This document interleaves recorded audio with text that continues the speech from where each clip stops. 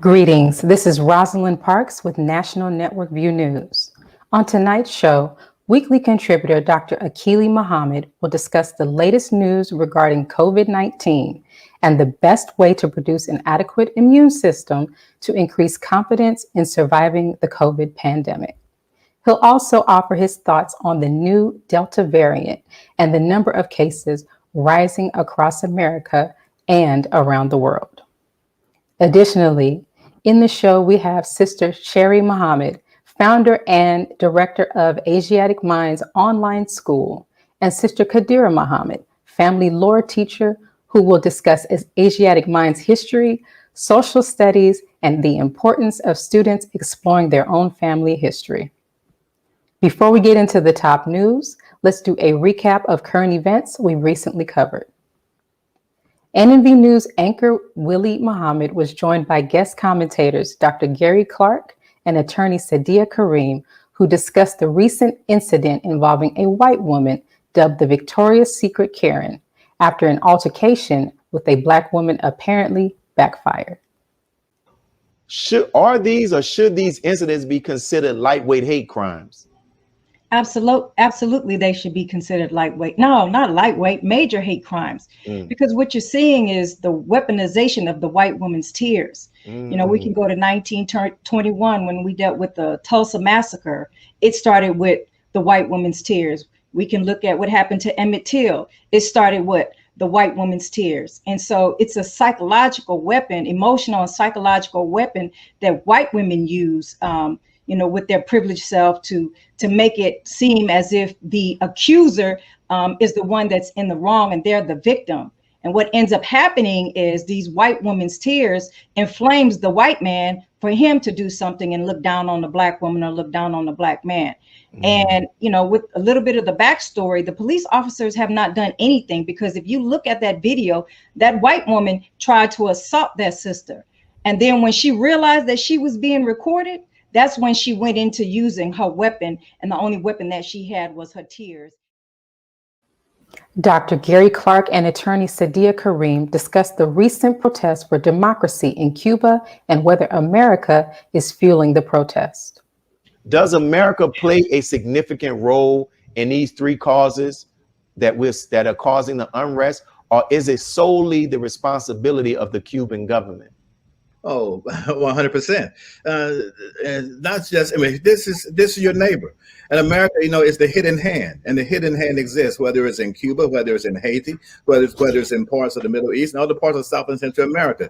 Yes, the hidden hand is there. And it's not a conspiratorial. It's the fact that America supports the quote unquote democratizations around the world and to export American style democracy. And so, yes, it takes place, but all countries do this. All countries fight to have a. When I say the superpowers do this, to have their hand. It's a question. It's like the pluralist model. It's molecules fighting, moving against one another. They're all fighting.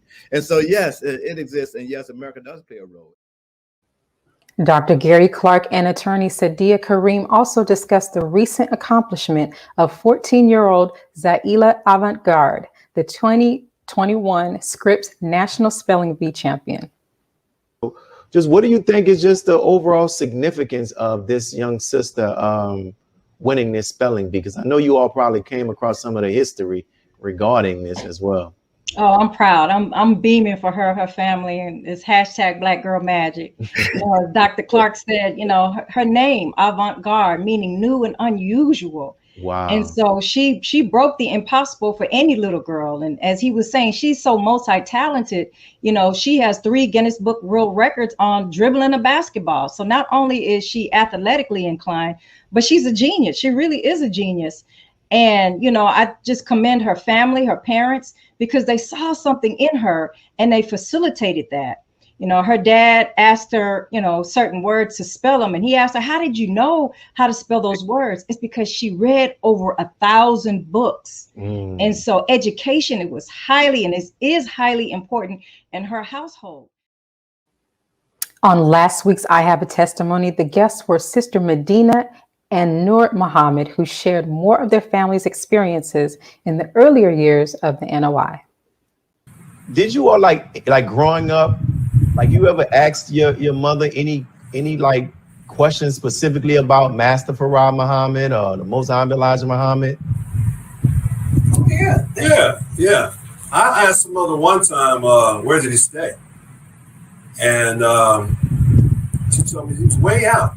She said he would come pick me up and we'd go way out, Woodward, way out somewhere. And I found out from my father, he stayed in Ferndale, you know, and they went there for a picnic one time. Yeah, that's right. They went there for a gathering and they played baseball and stuff. Yeah, they often talk about their time. Ferndale was one of the locations of, there was a Caucasian brother. His name was Wali Muhammad. He was known as the walking encyclopedia. He stayed in Ferndale because he was one of the many who had what they considered a fine home.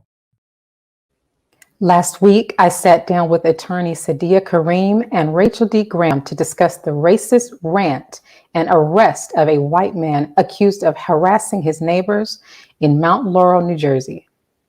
We would like to begin this segment by simply asking each of you to share your thoughts about this incident. So the reality is, it wasn't until this video went viral until the people or the community of the neighbors got some type of justice. I was looking in the history of this particular man, and since 2017, he's literally been harassing the neighborhood. He started off with the HOA, the board, and on it was 3 Black members. One of the members had to sell her home because of the amount of harassment that this particular man forced upon her. But the fault was the police department, because there were many complaints that were filed with the police department to investigate this man before it escalated the way that it did, and they did nothing. There was a sister who there were additional charges, I believe, yesterday or today that were filed against him.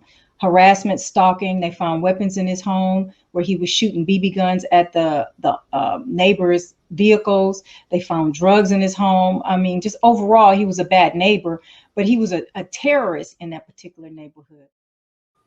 Attorney Sadia Kareem and Rachel D. Graham talked about the recent tweet from Congresswoman Cori Bush stating Black people still aren't free.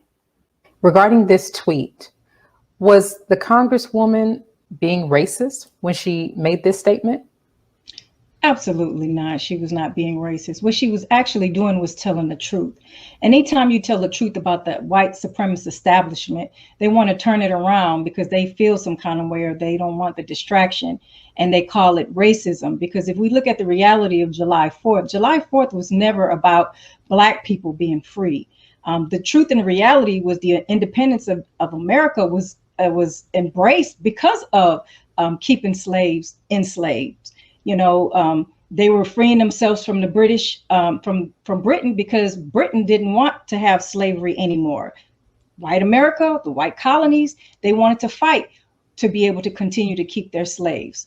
So when we look at the Constitution, we were never included in that Constitution. Actually, we were considered nothing but property and 3/5 of an individual based on voting rights. Rachel D. Graham and attorney Sadia Kareem also shared their thoughts on Nicole Hannah Jones's declining of UNC's tenure offer for a position at Howard University. Do you think she made the right decision to refuse the offer and decide to accept the position at Howard University? Absolutely. I concur with everything that Sister Sadia said. I also want to go deeper, though, because if you look at the reasoning that the board chair Hussman gave, it was because he did not believe that her academia stood up to the muster test, if you will, that there was question around the research validity of 1619. Now, mind you, this woman has a Pulitzer. She has received a MacArthur Genius Grant, all the things, and actually was an alum of UNC's journalism department. And so let's go deeper and talk about that. If you look at the background of the man who was questioning her academic bona fides, if you will, He became a newspaper man by virtue of his birthright. NNV News anchor Naya Tai spoke with weekly contributor Charles Muhammad about how to eat to live, calculating our BMI, and controlling our caloric intake to avoid weight gain and obesity. And why are Americans struggling with obesity then? Well, because we fail to do proper research. Libraries are free. There are books abundance. Now we have the internet. We have access to information where we can just watch videos if we don't feel like reading. There are audio books. But we got to learn what is a calorie. See, a calorie, we told, are in foods, but a calorie is a measurement of heat. Calor, from the Latin meaning hot, and calorie. It's a measurement of heat. Now, there are calories in ice cream, but that doesn't mean ice cream is flaming hot. It only means that that's the amount of energy that you have to bring in terms of heat in the internal body to break apart the molecules that is in ice cream that makes up its constitution. But once you learn that, you learn how many calories you bring in. You got to learn the output to burn up those calories. Previously, I sat down with weekly contributor Brian E. Muhammad to discuss the overnight assassination of Haitian President Moïse and the Haitian uprising that began after the government failed to hold new elections. We learned today that the Haitian president Jovenel Moïse was assassinated overnight. Has anyone or any group claimed responsibility for his assassination? No, no one has claimed responsibility. In fact, the reports that has been going on all day about it, particularly from the interim Prime Minister Claude Joseph, who said that they don't know who did it. And there was some footage apparently that was captured where they heard English-speaking people and Spanish-speaking people, which implies that these were, outside mercenaries or outside foreign interests that did this act in the wee hours of the morning. Let's pause for announcements from our sponsors. Then we will return to discuss the Asiatic Minds History, social studies, and the importance of students exploring their own family history. We'll be right back. Be a part of the force that powers truth in journalism. Your support helps us to highlight solutions for a brighter tomorrow. Go to nnvnews.com/donate.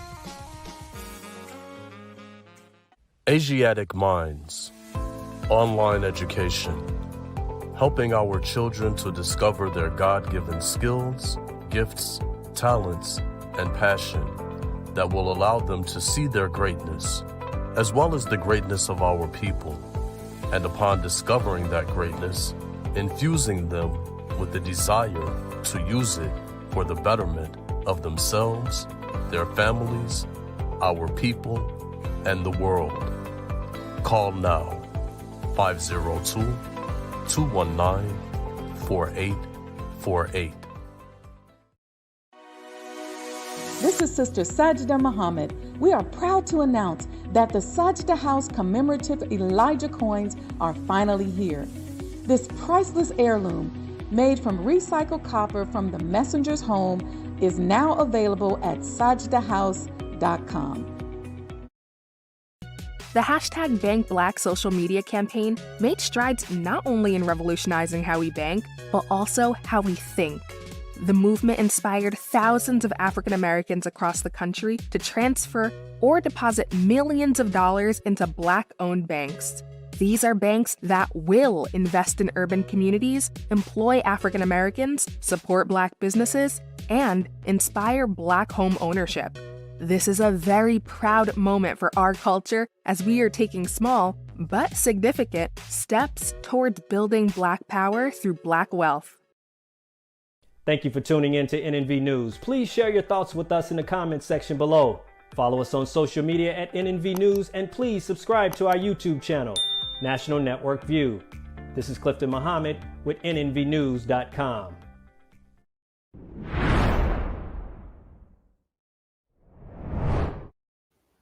Asiatic Minds Online School is offering a full educational curriculum, including history, social studies, and family lore classes, where students not only develop their skills, talents, and abilities, they also learn the importance of exploring their own family history.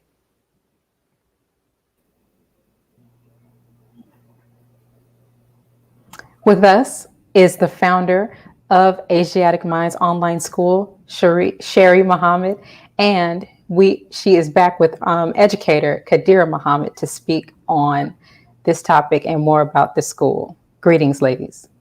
Greetings. Thank you so much for having us this evening. Yes, ma'am. Now, Sister Sherrie, on your last appearance on our show, you spoke briefly about what inspired you to launch Asiatic Minds Online School. Can you expound more on that and tell us about your background and how it evolved into online education? Yes, ma'am. Thank you for the question.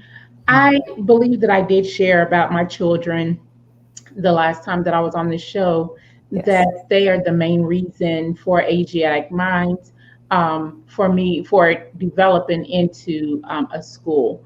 I will also add that the time that we're living in now, the time that it's time to separate, that plays a major part also in Asiatic Minds being an online school, because we have to do everything that we can within our reach in order to help our people have the opportunity to separate from this enemy school system, which has totally cut us off from our roots.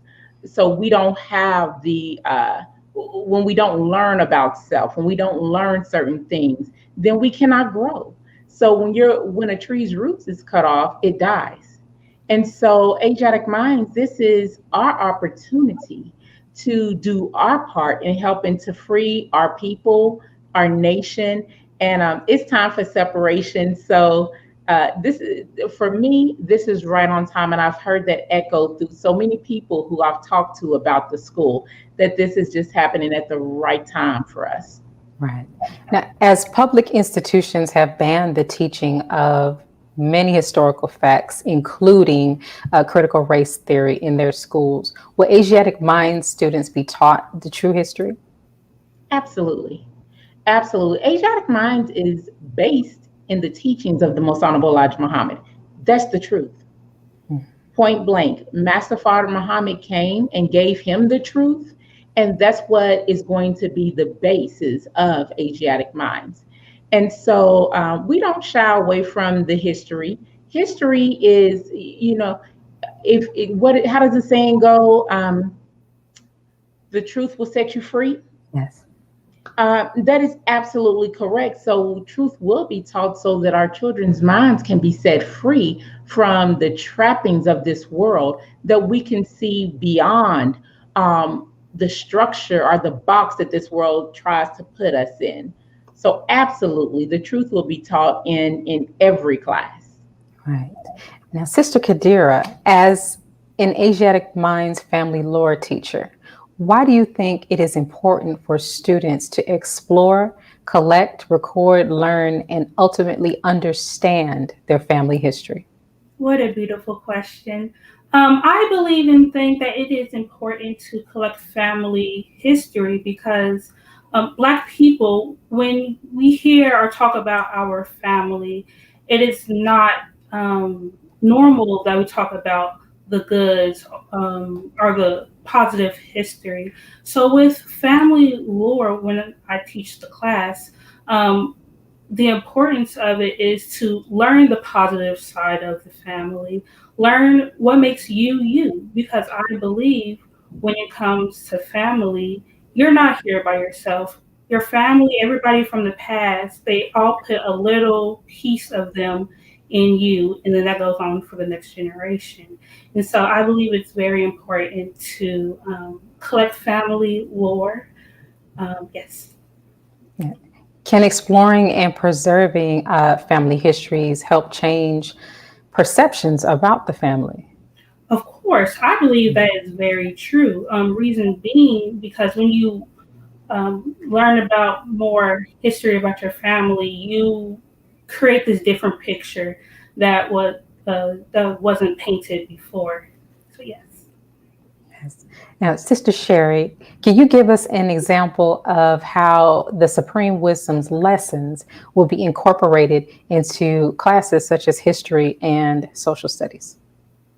Yes, ma'am. So for each one of those classes, I definitely do leave lead way for the instructors of the class to pull in that supreme wisdom as they see fit and how they want to incorporate it in the lessons that they are planning. But I can say that definitely for that Islamic studies piece, I'm a co-teacher on the Islamic studies piece with Sister Muhammad. And we definitely will be pulling in English lesson number C1, some recitation pieces, actual facts, student enrollment going into Lost Found Muslim lesson number 1. And having those memorizations for our children, but then also having an opportunity to discuss and see how they are processing that information as well. Oh, beautiful. Sister Khadirah, can you give us a few examples of the resources and the tools that students in the family lore class can utilize to gather information about their family history? Yes. So actually, before I took this class when I was in high school, and the main tool that we used was ourselves, talking to our first parents and getting information on both sides. And then if you don't really want to talk to your family and do more independent work, we live in a modern time. So we have Facebook, Ancestry. So you can go to your Facebook pages of your family members and pull pictures and quotes. And you can even ask, if you don't have their number, message them on these various apps and get more information about family lore. So can you share with us some of the reactions of the students as they have begun to learn more about their own family history? Yes. So the reactions have been very eye-opening. They are like, oh my God, I didn't know this about my family. And I feel when you learn more about your family history, it brings the family together because you are now discussing old family stories, things that bring joy to the family. And so the reactions have always been positive. Oh, perfect. Now, Sister Sherrie, are history and social studies classes a core part of the Asiatic Minds online core curriculum? Yes, ma'am. And I would say it's one of the unique pieces as well, because the way the history and social studies is one class, and the way that that will be laid out and taught is much different from what you're going to find in any other school, because it is definitely coming from the teachings of the Most Honorable Elijah Muhammad. It's definitely going to be dealing with the formation of the moon, the different things that you're not going to find that in any public school. I can't say any other school because there are other Muslim schools out there, but you're not going to find that in any public school. And it's really that history piece is going to be the part that really helps the students to understand. It's like the family lore, but it's going beyond your blood family. So it ties into our people and where we come from. And we were more than kings and queens. We were gods. We were gods. Can't say goddesses because the minister corrected us on that. We were gods, whether you're female or a male. So it is something that that history is so rich. And I was telling our instructor, I said, I'm going to be sitting in on that class myself because a lot of times history ends up not being students' favorite subjects in school because they don't see themselves. In this, you will see yourself. We will be able to see ourselves and then understand how we connect and how other people came onto the scene. So this history class is going to be an amazing class. And I think it may be the children's, some of their favorite class. So I absolutely look forward to it. Oh, beautiful. Now, Asiatic Minds, Sister Sherrie, recently held an open house for parents. If parents missed it, what should they do? So you have it up on the screen that right there. All they have to do is go to the website, asiaticminds.com, and you can reserve your seat for the next open house. Our next open house, we have 2 more coming up. Perfect. We have one August the 7th and August the, I want to say 13th. Yes, August the 13th. And so whichever one of those fits into your schedule, please, by all means, go to asiaticminds.com. Go ahead and reserve your spot. And also on the website, you have the opportunity to send me an email, as well as there's a phone number there that you can reach out and call should you have questions and you just don't want to wait till August the 7th. I'm here, and that's absolutely fine. Yes, and that was my next question. For those parents who are ready and want to contact the school to get the children enrolled, how would they do that? They could send me an email at Sherrie@asiaticminds.com, or they can give me a call. And I do not know the school phone number off the top of my head. I know it's a 219, I think it's 4848, but there's, you can certainly look on Asiaticminds.com and there is a phone number there. And I also want to add that the school is filling up pretty fast. So those who are out there, if you have questions, don't hesitate to go ahead and reach out and get your questions answered so that you can see if this is a good fit for you. Oh, wonderful. Thank you, Sister Sherrie, for coming back to join us to talk more about the online school. And Sister Khadirah, thank you so much for your important class. I am sure that it will make a difference in a lot of our children's lives, just learning about their own family history, because that is something that many of us beyond our immediate family just do not know. Yes, ma'am. And thank you so much, Sister Rosalind, for having us. And of course, as always, thank you to the Honorable Minister Louis Farrakhan. Were it not for him, I would not be sitting here today. And so I want to thank him and his family as well. Yes, ma'am. Thank you. Let's pause for announcements from our sponsors. Coming up, weekly contributor Dr. Akili Muhammad will discuss the latest news in the COVID pandemic and the best way to produce an adequate immune system. We'll be right back. Be a part of the force that powers truth in journalism. Go to nnvnews.com/donate. Worldwide, 24 hours a day, 7 days a week. Download the Final Call Radio app and take us everywhere. On your phone, on your computer, on your tablet, on Instagram, Facebook, and Twitter. You can also log on to finalcall.com and click the Listen Live button, or finalcallradio.com. Final Call Radio, the official voice of the Honorable Minister Louis Farrakhan and the Nation of Islam. Please share your thoughts with us in the comment section below. Follow us on social media at NNV News, and please subscribe to our YouTube channel at National Network View. I am Anissa Muhammad with nnvnews.com.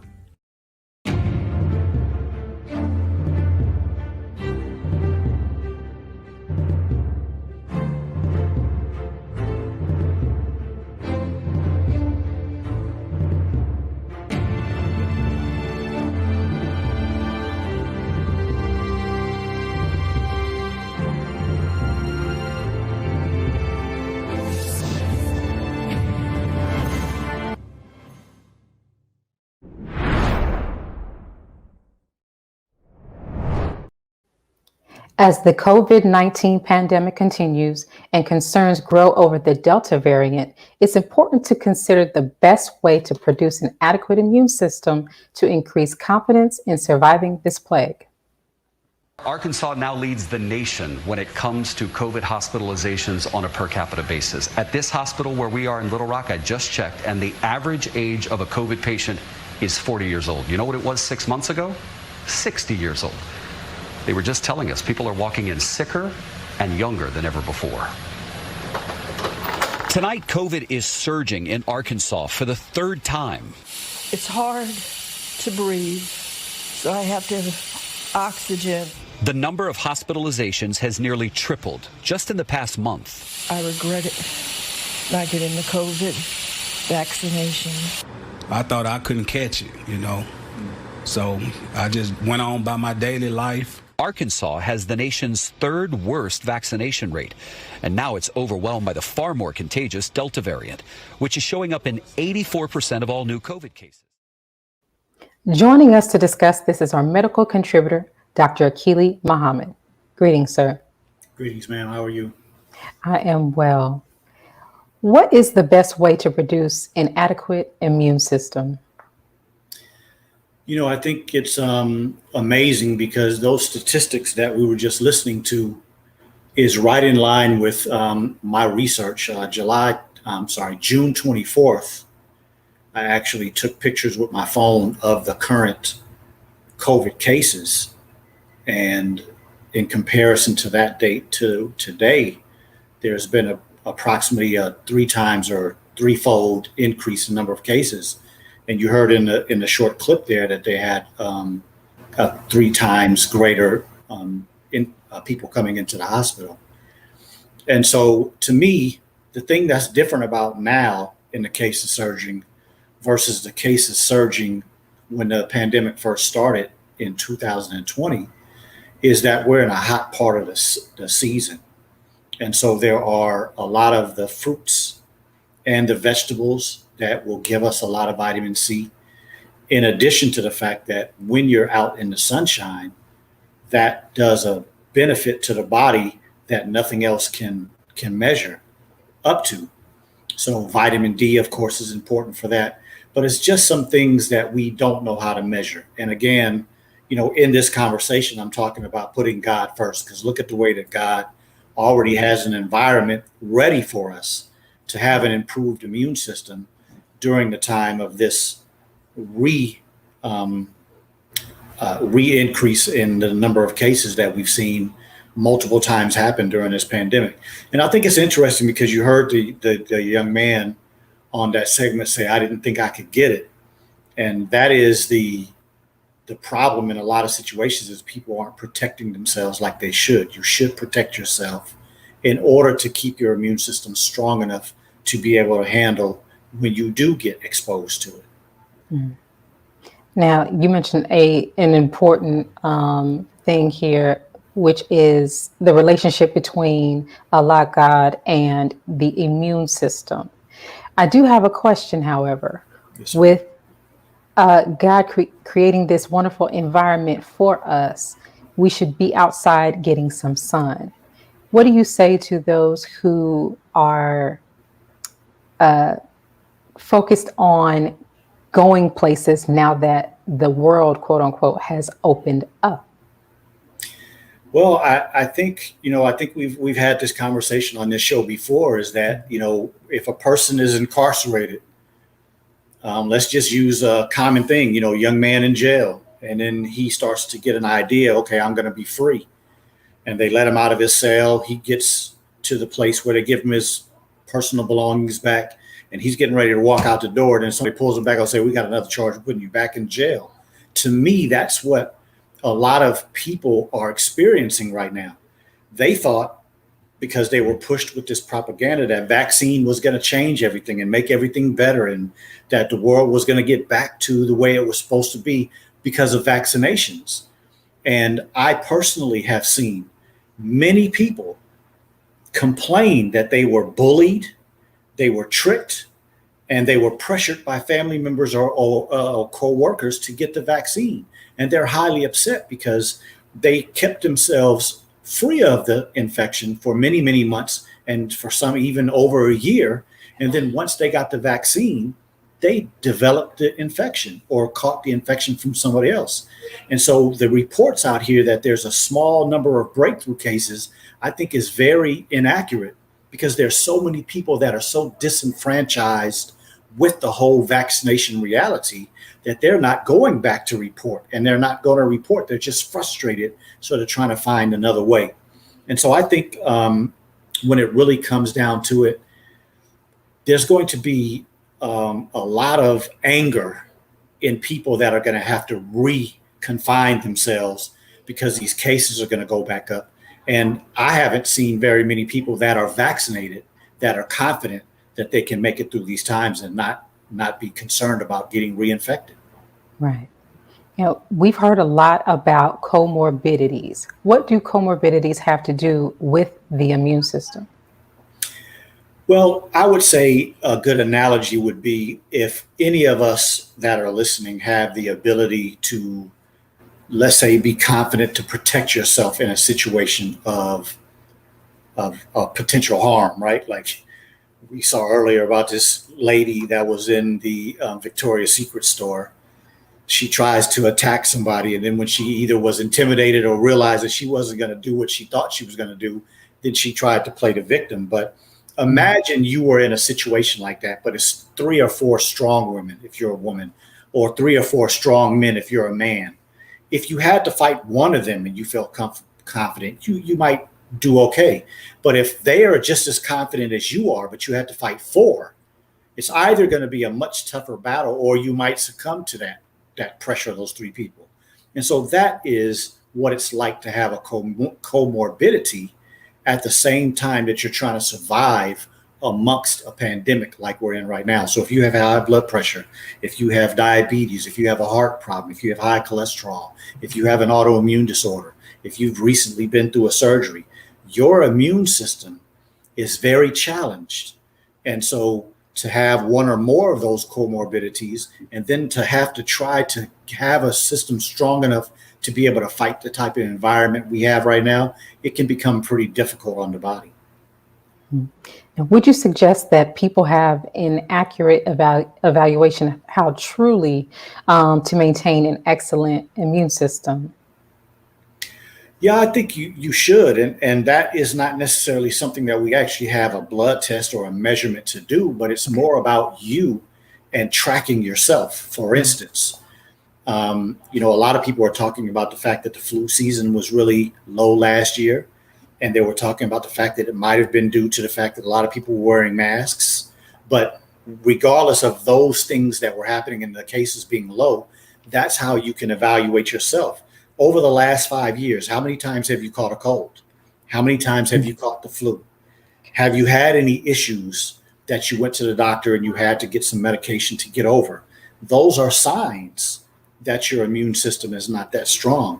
And so we should use that as our measuring tool, right? So for instance, if a person in the last 5 years has gotten sick every year until last year, but you know that you stayed away from the public a lot and did a lot of isolation, then you might not necessarily have a lot of confidence in your immune system. But if you start to apply the things that can boost your immune system, it will make you much more capable if there is a potential threat. Now, just a moment ago, and a little earlier, you mentioned some examples of ailments that might reduce the effectiveness of the immune system. For example, someone who has just had surgery. The current immunization schedule for children, a lot of times when children are getting ready to get this shot, doctors will warn parents that the child might, receive a little fever or may cold-like symptoms. Would you say that getting a vaccination, whether it be a COVID-19 vaccination or any other vaccination, would potentially reduce the body's immune system, at least temporarily? Absolutely, I do. I think, again, putting things back in the context of I think what we should always start is, how does God produce immunity, and how does the immune system work in the way that he created them? So if you have a break in the skin, if you have something introduced through the nose or through the mouth, those are the ways that the immune system is usually threatened. And then, of course, if we talk about from a sexual perspective, that's really not the case, but just from a sexual perspective, that's another way that they can enter. But the point that I'm getting to is that these are the ways that things can enter the body in the way that the immune system is made to stop that threat. And so you don't have a normal immune system response to something that's injected into the body. When something is injected into a muscle, the muscle tries to wall it off and keep it in that one little area, but it slowly is released. And when we're talking about aches all over the body and fever and other systemic type symptoms, that is proof that this substance that is being injected into you is going all over the body. And so that's not the way the immune system was made to be developed in that manner. And so when you do something that's not in accordance with the way God made these systems, I don't believe that you get the same results. Perfect. And where and how should individuals begin improving their immune systems to increase their own confidence in surviving this plague? Well, I think the first place to start is with what we just said. You know, you've been given a beautiful immune system by the God that you serve. So believe in it. And then you have to start doing the things that helps make it and maintains it. So sunshine, air, being out in an environment of trees, plants, and grass, and things that have a natural aromatherapy that have been proven to do a lot of good to boosting our immune system. And then when we're talking about foods, we're talking about vitamin C rich foods, vitamin D rich foods, honey as a sweetener, making sure that we're eating good amounts of fruits and vegetables. I would say that we should never sleep on that navy bean. The navy bean is excellent for the immune system. And then another good thing is milk. I know there's a lot of controversy out here about milk and, you know, animal byproducts, but the Quran states that milk is agreeable to the drinker. So I'll put God's word above general public and people who speak as if they're experts, but really aren't. And so when you know how to take those foods and apply them to the body correctly, meaning prepare them in the right way, meaning that fruit should be eaten raw, vegetables should be prepared in the correct way, beans have to be prepared in the correct way. And you have to know the correct questions to ask when you go purchase milk, because I'm not speaking of the milk that's in typical grocery stores. And so if you know how to do those things appropriately, then you will have the type of immune system where you could not be a fool, but walk around and still protect yourself and have confidence. I'm going to make it through this pandemic and come out okay. Right. Let's pause for announcements from our sponsors, Dr. Akili. When we return, we'll have more from our medical contributor. We'll be right back. Be a part of the force that powers truth in journalism. Your support helps to combat false media. Cash App NNV News. Asiatic Minds, online education, helping our children to discover their God-given skills, gifts, talents, and passion that will allow them to see their greatness as well as the greatness of our people. And upon discovering that greatness, infusing them with the desire to use it for the betterment of themselves, their families, our people, and the world. Classes begin September 1st. To enroll, visit AsiaticMinds.com. This is Sister Sherrie Muhammad. We are proud to announce that the Sajda House commemorative Elijah coins are finally here. This priceless heirloom, made from recycled copper from the messenger's home, is now available at sajdahouse.com. Greetings from National Network View.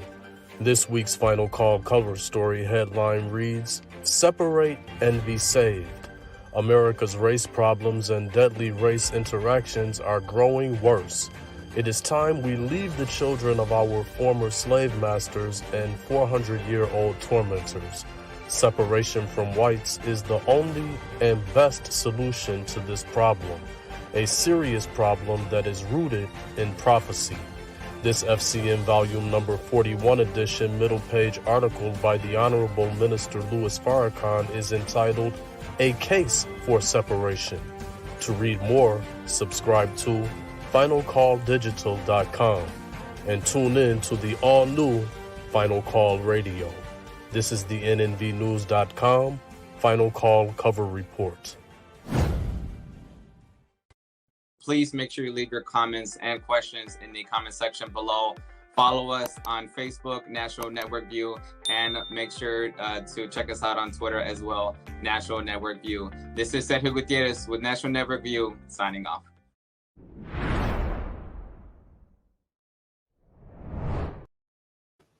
To continue the discussion regarding the latest on the COVID pandemic, with us is Dr. Akili Muhammad. Greetings again, sir. Thank you. Now, Dr. Akili, can you explain to us what a variant is? We've heard a lot about this Delta variant in the news lately. What is a variant? Yeah, so that's a variant would be something that has changed from the original one that they find, or the initial one that they study. And I guess a good analogy would be like a person like me who doesn't necessarily have the darkest of skin, right? If I was to go out and spend a long time out in the sun, I don't recommend this, but I'm just using this as an analogy. If I was to put something on my skin to maybe protect my skin from the sun, or I was to put on a pair of sunglasses because the sun may be bright, or I may put on light colored clothes to give myself a little less of the absorption of that heat. These are simple things that I could do to try to handle the environment that I'm going into. And so that's what viruses, bacteria, and other germs do. Specifically for this discussion, speaking of a virus, they can do small things to try to help themselves survive in an environment that may be trying to attack them or trying to actually kill them altogether. And so anything that changes from the original perspective is a variant, or what we can call I'm forgetting the other name, but so once it changes, then that now is something different, a little different, same family, but has a little different ability to survive. And then of course, sometimes that situation could be just the opposite. An analogy could be like if I left the house and I don't have a hoodie, or I don't have a long sleeve shirt, or I don't have an umbrella, and I get somewhere and it just starts to rain real hard, and I wind up, slipping on the ground, or getting in a situation where I get so much water I'm drenched and I mess up my phone, or other things like that. So a variant can also be one that's weaker, or one that has been damaged and doesn't have as much strength as the original virus that was detected. And so those would be how I would use those analogies to explain what a variant is. I pray that makes sense. It does. Is this pandemic, in your opinion, is this becoming a pandemic of the unvaccinated, like the news is reporting? Yes, I think the push for people to get vaccinated is so strong right now that nothing else is even being considered. And so when we look at social media, anybody that says anything just to present another perspective is marked, is edited, is censored. And unfortunately, we're looking at ideologies from all over the world, all different countries, that are speaking to the unvaccinated as the problem. I mean, literally, I've seen in the last week stories from doctors around the country saying that people that are not vaccinated are where these variants are landing, and that's how they're becoming variants. Well, you don't have any proof of that to make those type of claims. And then secondly, they're saying that the rise of these variants are due to the fact that there is an unvaccinated percentage of the population. Well, it's kind of hard to take this as any truth when we're looking at right now as an average, we're right at 50% of the entire world. And so, of course, there's some countries that have a higher percentage and some lower. But in general, like America, we're right about 50%. And when we're looking at 50% of a population of the entire world being vaccinated, in some countries, we're talking about 50% and other up. And let's kind of keep the conversation to the countries that have large populations. The majority of the large population countries have high immunization rates, but yet these are the same places where a lot of the cases are increasing. And so the argument that vaccinations is going to stop the rise of this pandemic, it just doesn't have any validity, because the numbers don't equal your statements that it's the vaccinated that are causing the problem. It doesn't make sound science the way that they're speaking. And so, asking my opinion, you asked, that to me is why I am pretty sure that things are going to get extremely out of control, even farther than they are now, right? Because we're talking just within 2 to 3 weeks, we're having a trifold increase in general in this country, and it seems like in general around the world. But when the scientists and the doctors and the so-called healthcare people are supposed to be the gatekeepers for health, and they're using arguments that have no validity, then I think that's kind of a wary sign for the general population. And again, as I said earlier, a lot of the people that I know of that have taken the vaccine or were considering it, a lot of them are backtracking now because they don't see the evidence that they have been told the truth.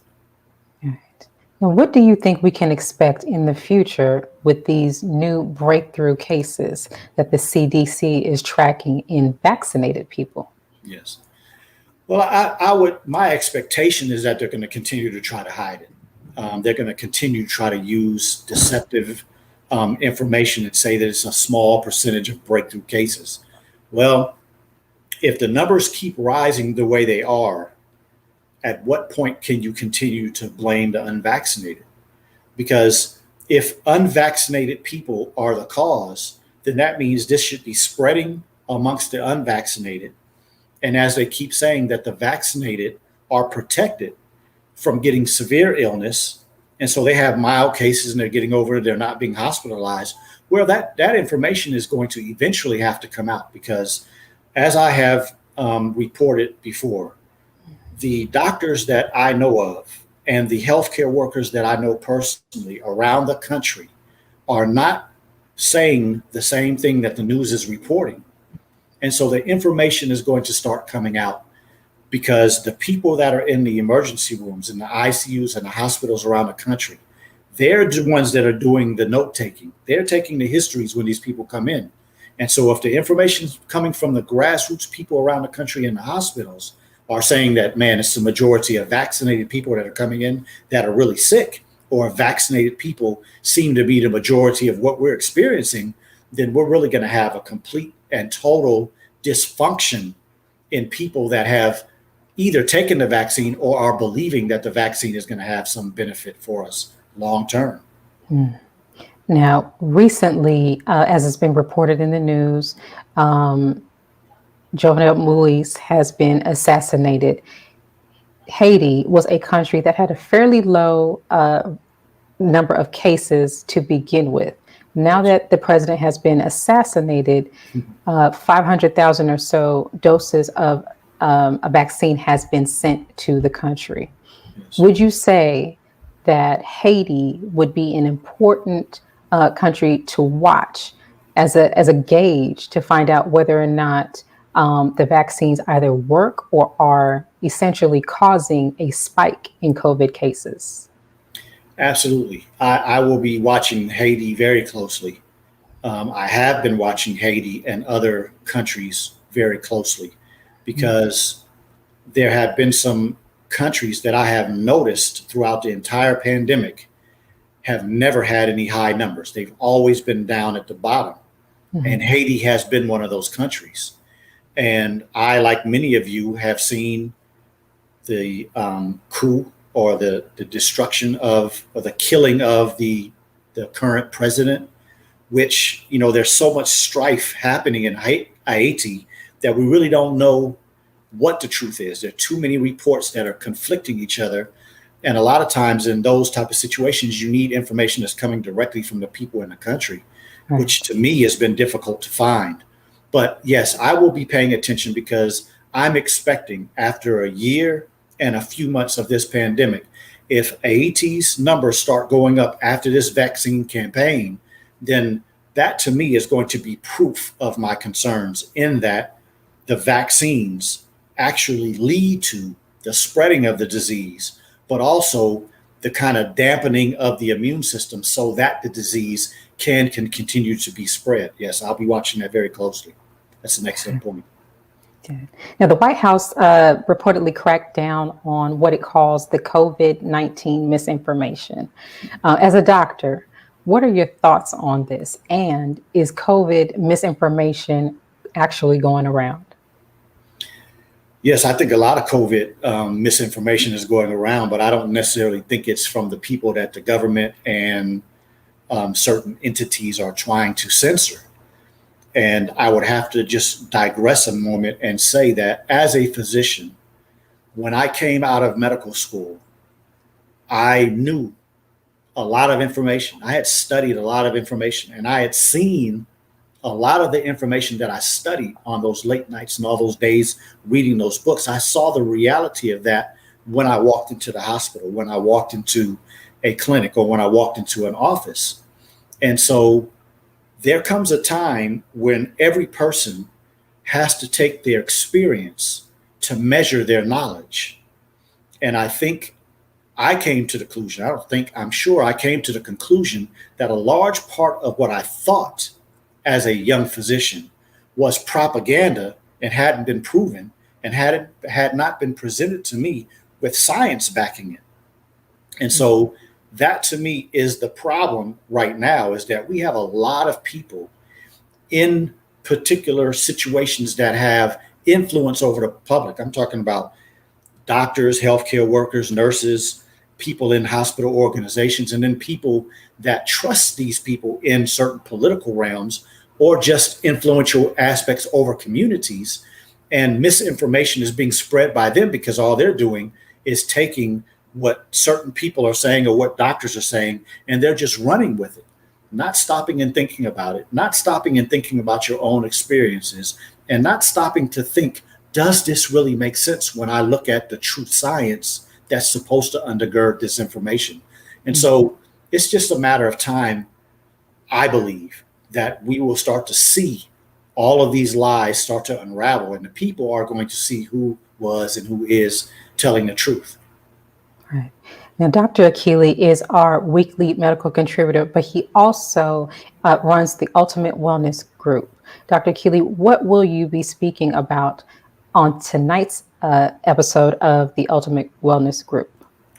Well, interestingly, I'll be talking about the same subjects that you, from the questions you asked me. I'll be talking about keeping our mind state strong, and then doing the activities that will help keep our immune systems strong, and then talking about the things that we can do to make sure that even if we don't feel 100% confident, the things that we can do to maintain having some confidence that we're going to come out of this pandemic better than we came into it. And so please join us tonight at the Ultimate Wellness Group on YouTube, or the THEE Ultimate Wellness Group on Facebook. And we'll also be giving an update to the Black Stream Live. So that's where eventually the Ultimate Wellness Group will be going to support our own. And so please come check us out tonight. And I pray that you have a wonderful time. Thank you.